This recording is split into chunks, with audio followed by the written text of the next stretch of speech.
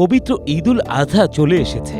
অনেক পরিবারেই কোরবানির ঈদকে সামনে রেখে তোড়জোড় শুরু হয়ে গেছে। এই দিনের অন্যতম আমল হচ্ছে পশু কোরবানি করা, যা প্রত্যেক সামর্থ্যবান নর নারীর উপর ওয়াজিব। আমাদের দেশের প্রচলিত ধারা অনুযায়ী অনেকেই কোরবানির সঙ্গে সন্তানের আকিকা দিয়ে থাকেন।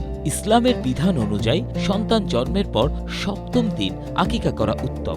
তবে সপ্তম দিনে আকিকা করতে না পারলে পরে যে কোনো সময় তা আদায় করা যাবে। কোরবানি যেমন ইবাদত হিসেবে আল্লাহর সন্তুষ্টির জন্য করা হয়, তেমনি আকিকাও আল্লাহর সন্তুষ্টির জন্যই করা হয়। তাই কোরবানির পশুতে আকিকার শরীক রাখতে কোনো বাধা নেই। ইসলামের বিধান অনুযায়ী ছেলে শিশুর জন্য 2টি এবং মেয়ে শিশুর জন্য 1টি ছাগল বা ভেড়া বা দুম্বা জবাই করা হয়।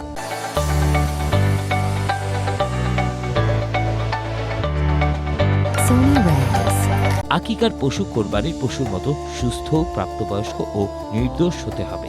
যে পশু দিয়ে আকিকা করা হয় সে পশুর মাংস যিনি আকিকা দিবেন তিনি এবং তার পরিবারের সদস্যরাও খেতে পারবেন, এমনকি আত্মীয় স্বজনকেও দেয়া যাবে। আর কোরবানির সঙ্গে আকিকা দিতে চাইলে উত্তম হবে কেউ যদি গরুতে 1 ভাগ কোরবানির জন্য দেন আর ছাগল দিয়ে আলাদাভাবে আকিকা করেন। তবে গরুতে 7 ভাগের মধ্যে 1 ভাগ কোরবানি এবং 1 ভাগ আকিকার জন্য দিলেও কোরবানি এবং আকিকা উভয়ই আদায় হয়ে যাবে।